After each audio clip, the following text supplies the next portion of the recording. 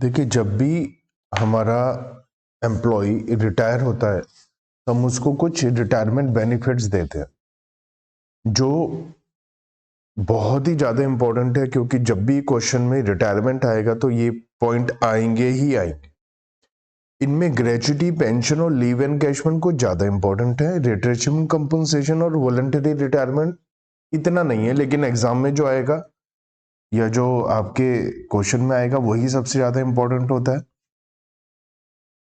Retirement benefits या death के time जो पेमेंट होती है, एक एम्प्लॉय रिटायर होता है तो उसको कुछ मॉनेटरी पेमेंट दिया जाता है या लमसम अमाउंट फैमिली मेंबर्स को दिया जाता है at the time of death.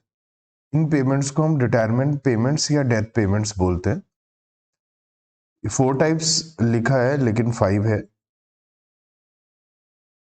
ये हमारे पास 5 टाइप्स की एक्चुअल में। रिटेंचमेंट कंपनसेशन 4 इसलिए लिखा है कि रिटेंचमेंट कंपनसेशन जो है वो लगभग ये है कि ना के बराबर है, क्योंकि बहुत ही कम चांस होता है कि वो आए, इसलिए 4 लिखा हुआ था। तो एक एक करके हम इसको सीखते हैं। सबसे पहले हम बात करते हैं ग्रेच्युटी के बारे में। ग्रेच्युटी क्या होती है? जब रिटायर होता है या डेथ होती है पार्टनर की, पार्टनर कह रहा हूँ, एम्प्लॉय की, क्योंकि बार बार इसलिए पार्टनर निकल रहा है क्योंकि अभी एक बैच में पार्टनरशिप चल रहा है, तो इसलिए पार्टनर का नाम आ रहा है। ग्रेच्युटी एक अपनी तरफ से पेमेंट की जाती है एम्प्लॉयर के थ्रू, लेकिन as per the legal requirement भी है कि आपको ग्रेच्युटी देना पड़ेगा at the time of living the job, क्योंकि उसने काम किया है, एसोसिएट हुआ है हमारे साथ with the enactment of payment of gratuity act, क्योंकि ग्रेच्युटी एक्ट के हिसाब से जबरदस्ती भी है, मजबूरी भी है कि आपको पेमेंट करना पड़ेगा। तो ग्रेच्युटी एक स्टैट्यूटरी ऑब्लिगेशन भी है एम्प्लॉयर के पास कि उसको पेमेंट करना है। Gratuity is fully taxable if it is given during the continuity of job. अगर आपकी जॉब चल रही है और उस दौरान आपको ग्रेच्युटी मिली है तो फुल्ली टैक्सेबल हो जाएगी। लेकिन at the time of retirement क्या होगा वो हम पढ़ रहे हैं। अगर वो गवर्नमेंट एम्प्लॉय है तो under section 1010 first fully exempt है। तो चाहे वो स्टेट गवर्नमेंट है, चाहे सेंट्रल गवर्नमेंट है, चाहे लोकल अथॉरिटी है, अगर गवर्नमेंट एम्प्लॉय को ग्रेच्युटी मिलती है तो वो फुल्ली एग्जेम्प्ट हो जाती है। अगर वो नॉन गवर्नमेंट एम्प्लॉय है और वो पेमेंट ऑफ ग्रेच्युटी एक्ट 1972 में कवर्ड है, तो ये बात हम इनकम टैक्स एक्ट 1961 में सेक्शन 1010 सेकंड में एग्जम्पशन देते हैं। तो ये ग्रेच्युटी एक्ट 1972 में कवर्ड है। ये बात अगर वो कवर्ड है तो एग्जम्पशन जो मिलेगी वो इनकम टैक्स एक्ट में सेक्शन 1010 सेकंड में एग्जम्पशन मिलेगी। और वो एग्जम्पशन कितनी मिलेगी? तो नॉन गवर्नमेंट एम्प्लॉय है, पेमेंट ऑफ ग्रेच्युटी एक्ट में कवर्ड है, ऐसा क्वेश्चन में बताया जाएगा कि वो कवर्ड है या नहीं है। अगर हमें क्वेश्चन में नहीं बताया गया तो हम एज्यूम कर लेंगे कि वो कवर्ड नहीं है। क्वेश्चन में गवर्नमेंट एम्प्लॉय है या नॉन गवर्नमेंट एम्प्लॉय है ये भी नहीं बताया हमें, तो हम मानेंगे नॉन गवर्नमेंट एम्प्लॉय। तो अगर नॉन गवर्नमेंट एम्प्लॉय है और पेमेंट ऑफ ग्रेच्युटी एट 1972 में कवर्ड है, तो हमें 3 पॉइंट कैलकुलेट करने होंगे और इन 3 पॉइंट में जो सबसे कम अमाउंट आएगा वो एग्जेम्प्ट हो जाएगा। वो 3 पॉइंट क्या है? Number 1 point actual received. ये इसलिए होता है, हमेशा ज्यादातर जगह ये पॉइंट होता है actual amount received. Reason being कि जितना आपको मिला उससे ज्यादा एग्जाम थोड़े ना दे देंगे। भाई आपको 10,000 मिले हैं तो 11,000 एग्जामेशन थोड़े ना मिल जाएगी, 10,000 ही मिलेगी। ये पॉइंट तो बाय डिफॉल्ट आ गया। दूसरा है कि मैक्सिमम आपको लाइफ टाइम में 20 लाख रुपए तक की छूट मिलेगी। तो 20 lakh rupees minus exempted earlier इसलिए लिखा है, सपोज 5 साल पहले, 7 साल पहले, 10 साल पहले आप कहीं से रिटायर हुए, वहां आपको 5 लाख की ग्रेच्युटी मिली, उस 5 लाख में से 4 लाख एग्जेम्प्ट हो गए, तो वो 4 लाख पहले एग्जेम्प्ट हो गए, तो अब 16 लाख रुपए और एग्जेम्प्ट हो सकते हैं मैक्सिमम, क्योंकि टोटल लाइफ में 20 लाख एग्जेम्प्ट हो सकते हैं, इसलिए 20 लाख माइनस एग्जेम्प्टेड अर्लियर लिखा। तो अगर हमें इंफॉर्मेशन में दिया हुआ है, अगर ये लिखा है कि भाई एम्प्लॉय पहले कभी रिटायर हुआ था, वहां पर कुछ एजम्पशन मिली थी, तो वो 20 लाख में से माइनस हो जाएगी। थर्ड पॉइंट जो सबसे ज्यादा जहां मिस्टेक होने के चांसेस होते हैं वो है कि आपको कंप्लीटेड ईयर ऑफ सर्विस लेना है। कंप्लीटेड ईयर ऑफ सर्विस का मतलब क्या होगा कि जब से आपने जॉब शुरू करी ये वाली, तब से लेके अब तक कितने साल पूरे हो गए। और कंप्लीटेड ईयर का मतलब कायदे से तो ये होता है कि जितने साल पूरे हो गए महीने छोड़ दो, लेकिन यहाँ एक स्टार लिखा है और स्टार में लिखा है कि मोर देन 6 मंथ को 1 ईयर माना जाएगा। यहाँ इसका मतलब ये हुआ कि अगर किसी की जॉब 15 साल 2 महीने है तो उसे 15 साल मानेंगे। अगर उसकी जॉब 15 साल 6 महीना है, मैंने इसलिए आपको 15 साल 6 महीना बोला क्योंकि आपका दिमाग थोड़ा कम काम करता है। यहां लिखा है मोर देन 6 मंथ्स, आपको मोर देन 6 मंथ का समझ में नहीं आता क्या? मतलब क्या है मोर देन 6 मंथ का? मतलब 6 महीने से ज्यादा। क्या ये 6 महीने से ज्यादा है? तो क्या लेंगे? 15 ईयर्स। अगर 15 साल 7 महीने हो गए तो इसे 16 साल माना जाएगा। तो याद रखिए 6 महीने से ज्यादा होने पर हम 1 साल करेंगे। थर्ड पॉइंट में सबसे पहले हमें क्या लेना है? Completed year of service. और असल में क्या है कि ये थर्ड पॉइंट ये कह रहा है कि जितने साल भी कंप्लीट हुए हैं, हर साल के लिए आपको 15 दिन की वर्किंग सैलरी लेनी है। तो ये एक पॉइंट हो गया और ये एक पॉइंट हो गया, इनकी आपस में मल्टीप्लाई हुई है एक तरीके से। तो कंप्लीटेड ईयर ऑफ सर्विस हमने निकाल लिया। अब हर साल के लिए हमें 15 दिन की वर्किंग सैलरी चाहिए। अब 15 दिन की वर्किंग सैलरी कैसे आएगी? यहां लिखा last drawn monthly salary. Retire होने से पहले जो आखिरी बार उसने सैलरी ली, 1 महीने की सैलरी ले लो, 4 संडे की छुट्टी होती है। तो वर्किंग सैलरी में अगर मान लिया किसी को महीने के 26,000 रुपए मिलते हैं, मान लिया महीने के 26,000, तो 4 संडे छुट्टी हो गई तो काम तो 26 दिन हुआ, तो एक दिन वर्किंग सैलरी तो 1,000 रुपए की हो गई ना। तो इसीलिए लास्ट ड्रॉन सैलरी को डिवाइड किया 26 डेज से, तो एक दिन की वर्किंग सैलरी आ गई। उसे 15 दिन के लिए चाहिए, इसलिए 15 डेज से मल्टीप्लाई किया।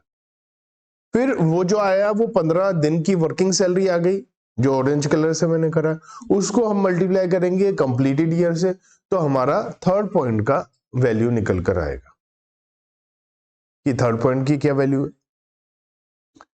यहां सैलरी का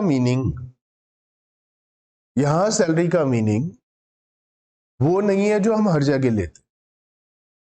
मैंने कहा था कि हम हर जगह सैलरी का जो मीनिंग लेते हैं उसको हम स्टैंडर्ड सैलरी बोल देते।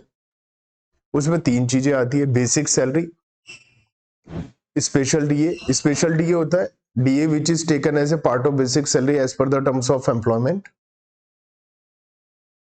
और तीसरा होता है commission which is fix percentage basis पर जो कैलकुलेट होता है, वो सुप्रीम कोर्ट के डिसीजन की वजह से होता है। तो 3 चीजें लेते हैं। मैंने कहा 90% 99% यही होगा। जहां ये नहीं होगा वो 4-5 जगह हैं, वहां हम पढ़ लेंगे। पहली जगह एंटरटेनमेंट अलाउंस की डिडक्शन देते हुए हमने केवल 1/5 ऑफ बेसिक सैलरी लिया। दूसरा, हमने रेंट फ्री एकोमोडेशन की वैल्यूएशन करते हुए सैलरी के मीनिंग में कुछ और लिया, वहां पर हमने लिया basic salary plus special DA plus all monetary benefits, what ever name हो, चाहे उसको बोनस बोलो, कमीशन बोलो या अलाउंसेस हो, टैक्सेबल। ये तीसरी जगह आ गया जहां पर हमारा सैलरी का मीनिंग कुछ और है। और यहां सैलरी का मीनिंग क्या है? देखने में लग रहा है सर ये तो स्टैंडर्ड है, नहीं। यहां पर लिखा है basic salary DA and fix percentage, वहां पर लिखा होता है special DA which is taken as a part of basic salary. यहाँ डीए में कोई कंडीशन नहीं है, इसका मतलब यहाँ डीए हमेशा लेना है, चाहे वो as per the terms of employment retirement benefits के लिए लिया जाता है या नहीं, ऐसे बेसिक सैलरी का पार्ट होता है या नहीं, यहाँ डीए हमेशा लेना है। तो ये 3 पॉइंट हमें कैलकुलेट करने, इन 3 में जो सबसे कम आएगा वो एग्जम्प्ट हो जाएगा, बाकी का टैक्सेबल हो जाएगा। तो इसे समझने के लिए हम लोग एग्जाम्पल करते हैं ताकि हमें समझ में आ पाए कि भैया ये कैसे होगा। मिस्टर ए रिटायर हुए हैं 1 दिसंबर को during the previous year, during the relevant previous year वो 1 दिसंबर को रिटायर हुए हैं। तो 1 अप्रैल से लेकर 1 दिसंबर तक उन्होंने काम किया है। कई बच्चे कहते हैं ये 9 महीने हो गए, भैया 1 दिसंबर को रिटायर हो गए तो 8 महीने ही हुए हैं, तो 8 महीने की इनकी जॉब रही। इनको सैलरी मिलती है 12,000 रुपीज पर मंथ, डीए मिलता है 30%, एचआरए मिलता है 1200, किराए के मकान में रहते हैं 800 पर मंथ, 2 लाख रुपए पीएफ का मिल गया, 1 लाख रुपए ग्रेजुटी का मिल गया। इनकम निकालनी है हमें सैलरी से। ये पेमेंट ऑफ ग्रेजुटी है 1972 में आते हैं, ये बात है। और इन्होंने हमारी जो कंपनी है वो ज्वाइन करी है 1 अप्रैल को, और वो भी 21 साल पहले। तो इन्होंने 21 साल पहले हमारी कंपनी ज्वाइन करी थी 1 अप्रैल को। तो हमसे बोला है इनकम निकालिए सैलरी की। सबसे पहले तो बेसिक सैलरी जो फुली टैक्सेबल होती है, इनको मिलती है 12,000 रुपीज 8 महीने के लिए। तो कितना हो गया अमाउंट? 96,000।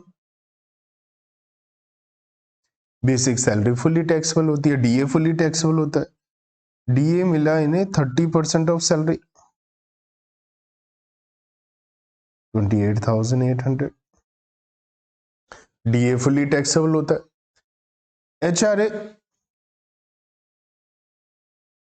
एचआरए इनको मिला 1200 पर मंथ, कितना हो गया? 9600। इसमें से हम इन्हें एग्जाम करेंगे, वैसे तो वर्किंग नोट में भी निकाल सकते हैं, एग्जाम देंगे। एचआरए के लिए 3 पॉइंट होते हैं, उन 3 पॉइंट में जो सबसे कम होता है वो एग्जाम्पशन देते हैं हम लोग।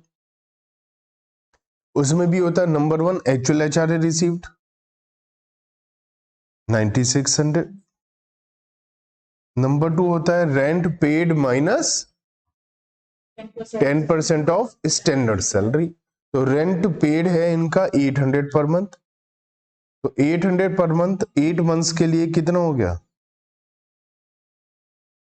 6400 माइनस 10% ऑफ स्टैंडर्ड सैलरी। तो स्टैंडर्ड सैलरी में आएगा basic salary plus special DA, या स्पेशल डीए नहीं है तो केवल बेसिक सैलरी का 10%, 96,000 का 10%। तो ये तो नेगेटिव आ गया, तो मतलब नील हो गया। थर्ड पॉइंट हम कैलकुलेट करें या ना करें उससे कोई फर्क पड़ने वाला नहीं है, फिर भी हमें कैलकुलेट करना चाहिए। जगह नहीं बता रखी तो हम 40% लेते, तो 40% ऑफ 96,000 मिनिमम है 0, तो 0 एग्जम्प्ट हुआ। अब 0 एग्जम्प्ट हुआ तो टैक्सेबल कितना हुआ? पूरा पूरा का पूरा टैक्सेबल हो गया।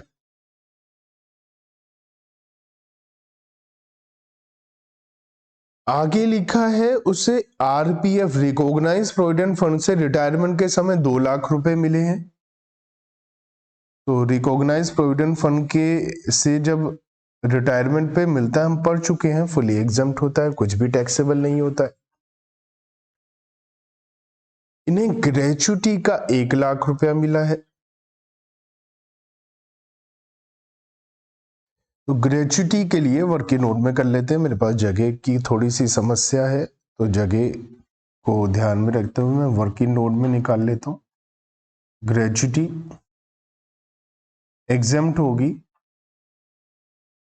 Minimum of following. नंबर 1 हमने पढ़ा एक्चुअल रिसीव्ड, तो कितना मिला इन्हें? 1 लाख। 1 लाख मिला है, लो क्वेश्चन भी दिखा देते हैं, 1 लाख रुपीस मिला है। सेकंड पॉइंट है हमारा 20 लाख माइनस एग्जम्प्टेड अर्लियर, तो 20 लाख हो गया मैक्सिमम लिमिट। थर्ड पॉइंट सबसे इंपॉर्टेंट है, जो कहता है कि कंप्लीटेड ईयर ऑफ सर्विस। तो 21 साल पहले आपने ज्वाइन करा 1 अप्रैल को, तो इस साल 1 अप्रैल को 21 साल हो गए। अप्रैल के बाद हमने 8 महीने काम और कर लिया, तो 21 साल 8 महीने का मतलब 22 साल हो गए। 22 साल into 15/26 into last drawn monthly salary, last drawn monthly salary. और यहां पर हमें बेसिक प्लस डीए लेना, डीए चाहे स्पेशल हो या ना हो लेना है। तो हमारी जो लास्ट ड्रॉन मंथली सैलरी हो जाएगी 12,000 रुपए, तो बेसिक और 30%, 12,000 का 30% 3600 रुपए, तो 12,000 और 3600 रुपए 15,600 है ना। तो 15,600 इंटू 15 डिवाइड बाई 26 इंटू 22 1,98,000। इन तीनों में जो सबसे कम है 1 लाख, तो 1 लाख इनका एग्जम्प्ट हो गया। तो इनको मिला कितना, रिसीव्ड कितनी हुई 1 लाख,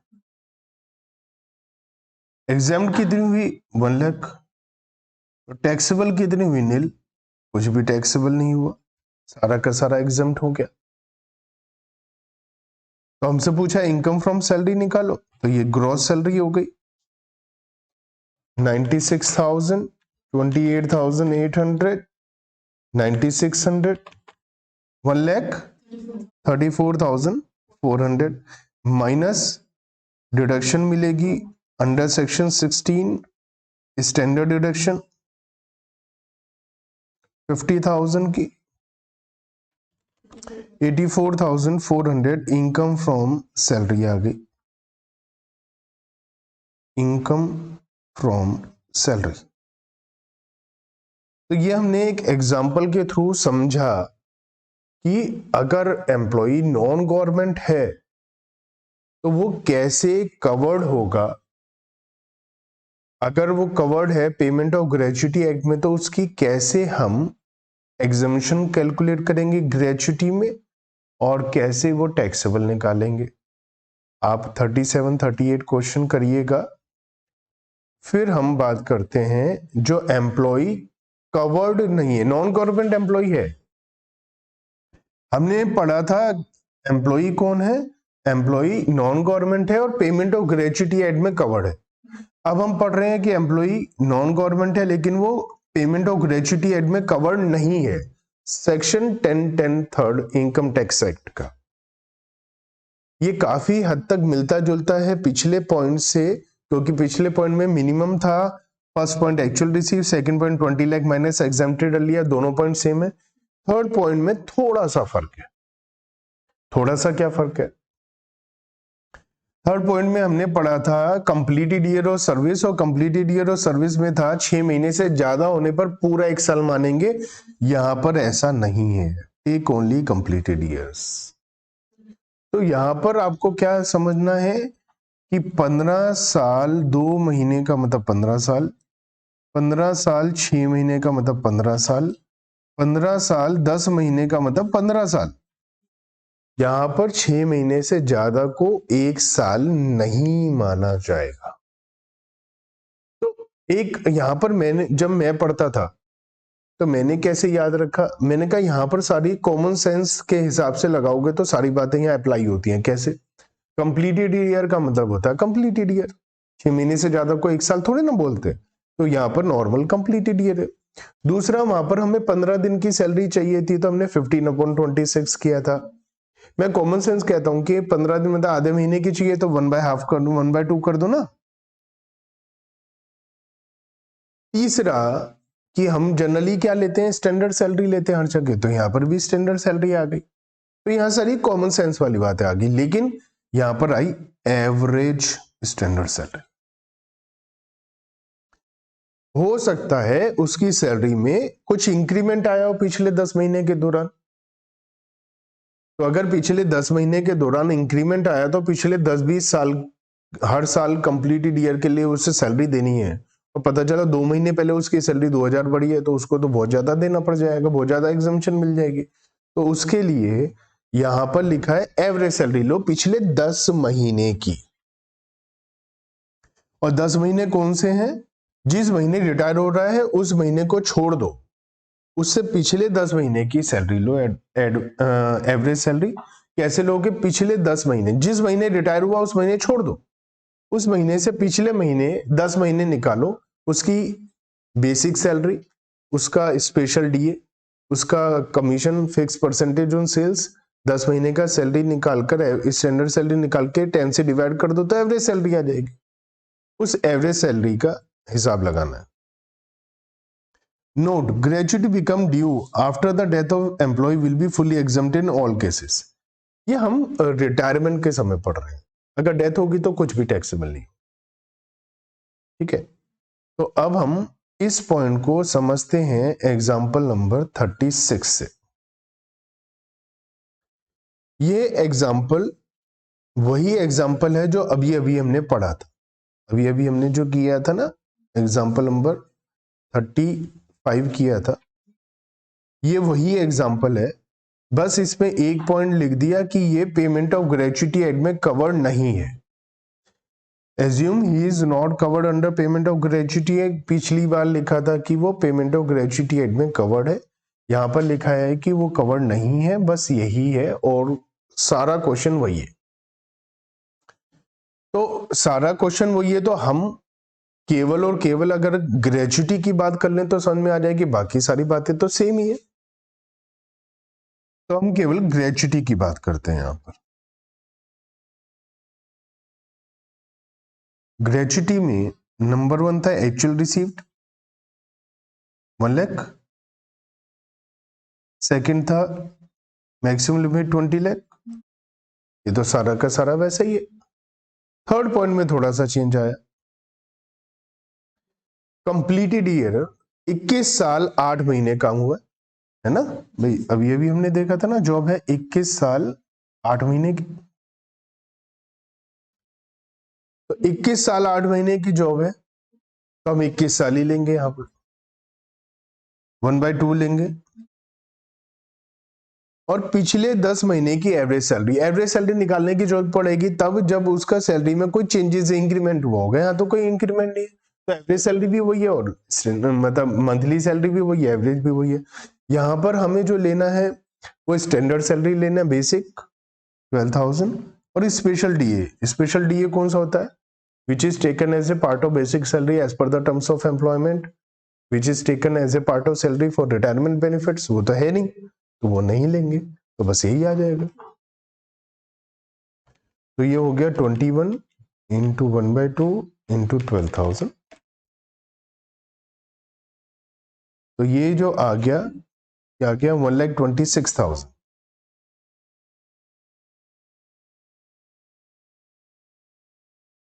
ठीक है, तो 1,26,000 आ गया। मिनिमम अभी भी क्या है 1 लाख, तो एग्जाम्प्ट क्या होगा 1 लाख, 1 लाख मिला, 1 लाख एग्जाम्प्ट तो टैक्सेबल 0 हो जाएगा, क्योंकि जितना मिला वही मिनिमम है, वही एग्जाम्प्ट हो जाएगा, तो टैक्सेबल कुछ भी नहीं होगा। तो हमने पढ़ा ग्रेच्युटी गवर्नमेंट एम्प्लॉय के लिए, नॉन गवर्नमेंट एम्प्लॉय के लिए, क्योंकि मुझे आपको ये भी बताना है कि अगर सैलरी में कुछ इंक्रीमेंट होगा तो हम कैसे उसको कैलकुलेट करेंगे, तो हम एग्जांपल नंबर 37 करते हैं। मिस्टर बी रिटायर हो रहे हैं ड्यूरिंग द प्रीवियस ईयर 1 जुलाई को, तो इन्होंने अप्रैल मई जून 3 महीने काम कर रहा है इस साल। उन्होंने जो ज्वाइन करा था उनका सैलरी का एक स्लैब था कि 10,000 से अगर शुरुआत हुई है तो 1,000 रुपये एक साल के बाद बढ़ेगी, उसके बाद 20,000 रुपये तक जब सैलरी होगी तो यही होगा, उसके बाद हर साल 1,500 रुपये बढ़ेगी, फिर 35,000 जाकर रुक जाएगी। और इन्होंने 1 फेब को ज्वाइन करा था 15 साल पहले, तो इन्होंने 15 साल पहले 1 फेब को ज्वाइन करा था। डीए इन्हें मिलता है 20% ऑफ सैलरी, जिसका 40% स्पेशल है। इन्हें 12 लाख रुपीस मिले हैं ग्रेच्युटी के। हमें इनकम निकालनी, तो इनकम निकालने के लिए सबसे पहले तो हमें बेसिक सैलरी निकालनी पड़ेगी। तो computation of taxable salary of mister B for the assessment year, जो भी आपका असेसमेंट ईयर है। सबसे पहले आएगा बेसिक सैलरी। तो बेसिक सैलरी कंप्यूट करने के लिए बहुत ही सिंपल सा तरीका है, बहुत ही सिंपल है। कुछ बच्चे क्या करते हैं, कुछ स्टूडेंट, कुछ लोग क्या करते हैं, इसको एक साल लिखते हैं 15 साल तक। बिल्कुल नहीं करना है। मुझे ये दिखाई दे रहा है कि 10,000 रुपये से हजार बढ़ेगी और 20,000 रुपये होगी, तो टोटल इंक्रीमेंट 10,000 है। हजार करके 10 साल में, जैसे ही उसकी जॉब को 10 साल होंगे तो उसकी सैलरी 10,000 से 20,000 हो जाएगी। इनका जो इंक्रीमेंट हुआ है वो 15वीं बार हुआ है ना। 15 साल पहले इन्होंने ज्वाइन किया था, तो 15वीं बार होगा कब, जब इनका फेब आएगा। तो इन्होंने 1 फेब को ज्वाइन किया था प्रीवियस ईयर से 15 साल पहले। तो अगर हम बात करें तो करंट प्रीवियस ईयर में 1 फेब को इन्हें 15 साल होंगे। इस प्रीवियस ईयर जो हमारा चल रहा है, हमारा प्रीवियस ईयर, हमारा ईयर शुरू हुआ 1 अप्रैल को, एंड होगा 31 मार्च को।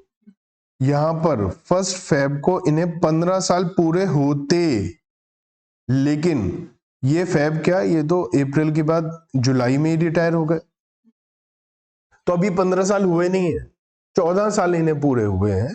तो 14 बार इनकी सैलरी का इंक्रीमेंट हुआ है। अब 14 साल हुआ है तो 10 साल के बाद तो इनकी जो सैलरी है वो 20,000 रुपये हो गई।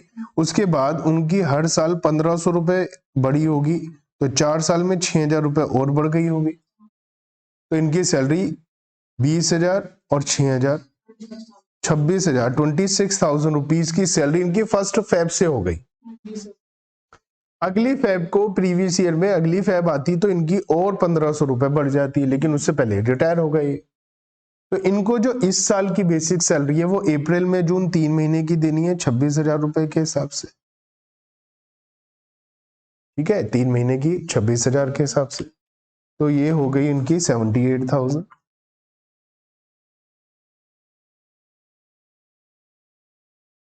अगर ये 1 मार्च को हुए होते रिटायर, 11 महीने का काम करने के बाद 1 मार्च को रिटायर होते,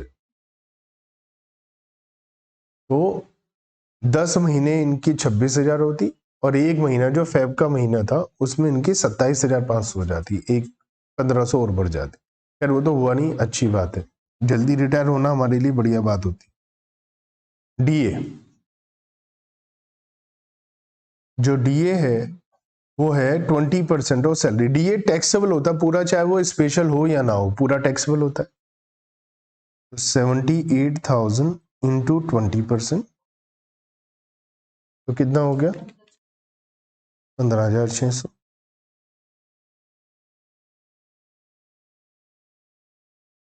ग्रेच्युटी भी मिली है इन्हें,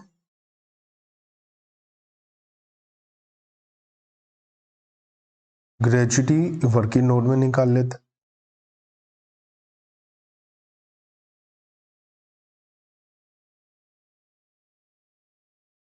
ग्रेच्युटी एक्चुअल रिसीव्ड है 12 लाख, एग्जेम्प्ट हो जाएगी minimum of the 3 point. Number 1 actual received 12 lakh, number 2 maximum 20 lakh, number 3 completed year of service. अच्छा, यहां पर हमें ये नहीं बताया कि ये पेमेंट ऑफ ग्रेच्युटी एक्ट में कवर्ड है या नहीं, गवर्नमेंट एम्प्लॉई है या ये तो बताया। एक्स लिमिटेड से रिटायर हुआ है तो ये नॉन गवर्नमेंट एम्प्लॉई है, ये तो बताया। लेकिन ये पेमेंट ऑफ ग्रेच्युटी एक्ट में कवर्ड है या नहीं, नहीं बताया। तो हम हमेशा मानते हैं कि नॉट कवर्ड है। तो 10-10 थर्ड में हम निकालेंगे। तो एग्जम्पशन हम अंडर सेक्शन 10-10 थर्ड में निकालेंगे। तो यहाँ पर कंप्लीटेड ईयर ऑफ सर्विस का मतलब कंप्लीटेड ईयर ऑफ सर्विस होता है। तो इनके 14 साल पूरे हो चुके हैं। 15 साल अभी फेब में, अगले फेब में होते, तो 14 साल पूरे हुए तो 14 ईयर्स इंटू 1/2 इंटू 10 मंथ्स की एवरेज सैलरी। जिस महीना रिटायर हो रहे हैं उस महीने को छोड़कर पिछले 10 महीने की सैलरी। तो अब उससे पिछले 10 महीने की सैलरी कौन सी होगी?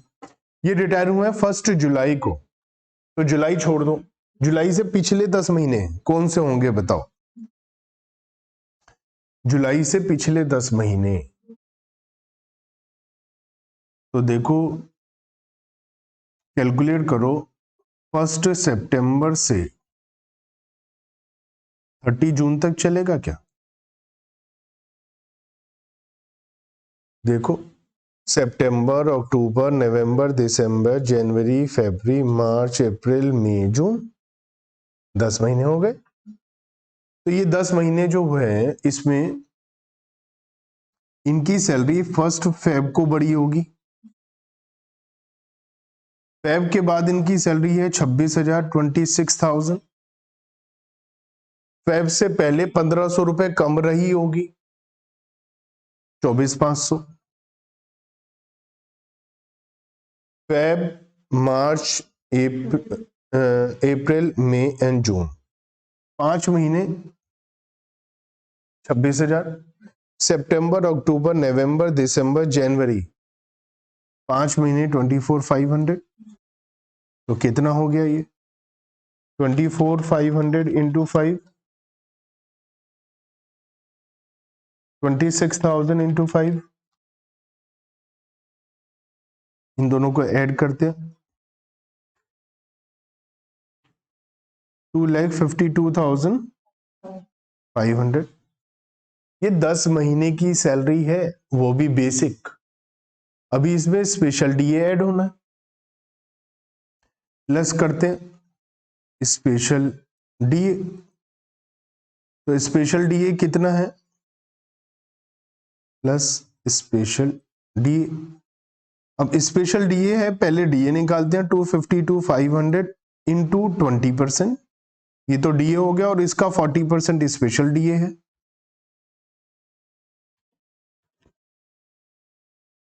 20,200। 20% डीए है और 40% स्पेशल डीए है। तो मैंने पहले 20% निकाला, फिर 40% निकाला।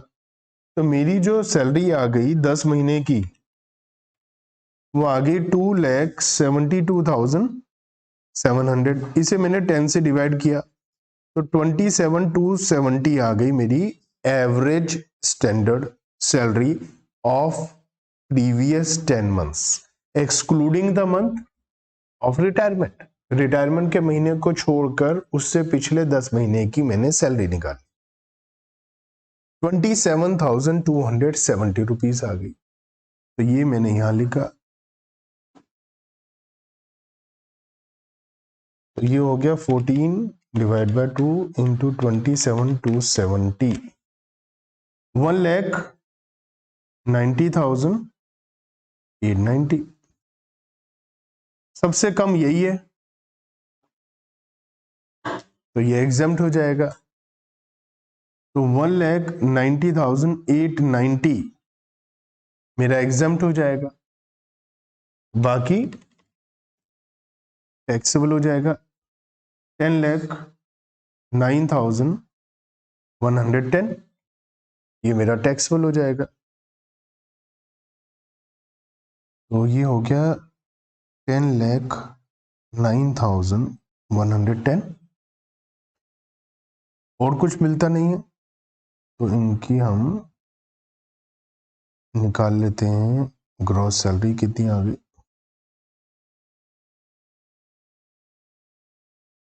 11 लाख।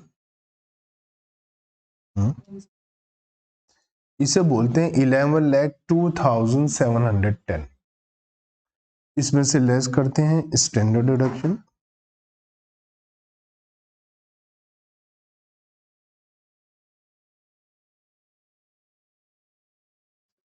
हाँ जी,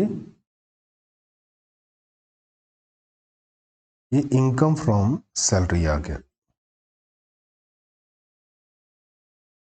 तो हमने ये एक एग्जांपल इसलिए किया ताकि हमें ये पता चल सके कि हमारी सैलरी अगर साल के दौरान चेंज होती है तो उसमें हमें 10 महीने कौन से लेने हैं, सैलरी कैसे लेनी है, डीए कौन सा लेना है। मैंने इसमें डीए भी स्पेशल डीए इसलिए बोला, आधा कुछ 40% इसलिए ताकि आपको पता चल सके कि टैक्सेबल तो वो 100% होता है, लेकिन कंप्यूटेशन के लिए वो 40% आएगा। 39 क्वेश्चन आप करिएगा, 40 क्वेश्चन आप करिएगा। तो ये हमने पढ़ा ग्रेच्युटी। मैं आपको रिवाइज करा देता हूं। ग्रेच्युटी अभी हमने क्या पढ़ा, पूरा का पूरा ग्रेच्युटी आपको पूरे के पूरे इनकम टैक्स में जैसा मैं अभी बता रहा हूं ऐसे हर पॉइंट के शॉर्ट नोट्स बनाने हैं, अदरवाइज आप पेपर में पागल हो जाओगे एग्जाम। तो आपको क्या करना है, ग्रेच्युटी। ग्रेच्युटी के लिए हमें क्या देखना है, गवर्नमेंट एम्प्लॉई है तो फुली एग्जम्प्ट, बात ही खत्म हो गई। नॉन गवर्नमेंट एम्प्लॉय है तो क्या होगा, अगर हमें क्वेश्चन में नहीं बताया तो हम मानेंगे नॉन गवर्नमेंट एम्प्लॉय।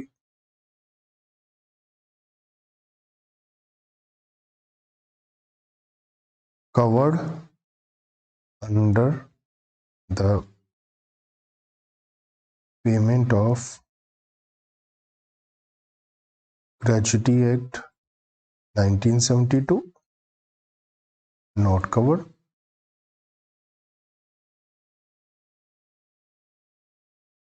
ये एग्जाम्प्ट होगा अंडर सेक्शन 10(10) फर्स्ट, ये होगा अंडर सेक्शन 10(10) सेकेंड, ये होगा अंडर सेक्शन 10(10) थर्ड।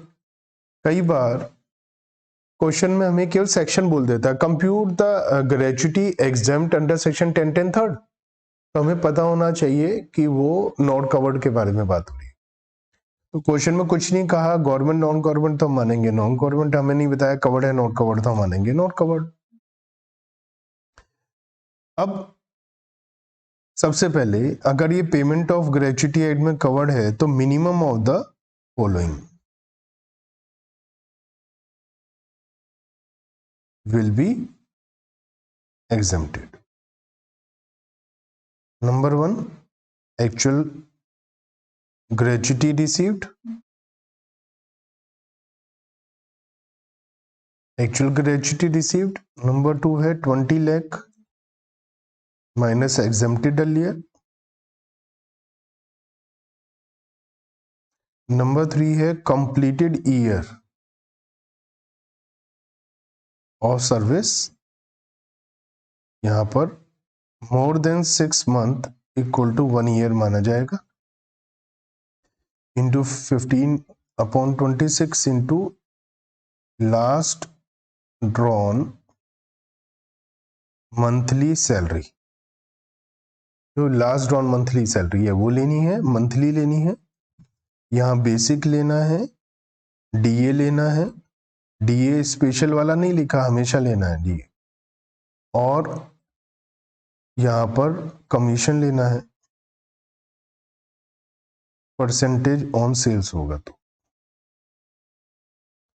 अब अगर ये नॉट कवर्ड है तो minimum of the following, actual received same point है, 20 लाख सेम पॉइंट है।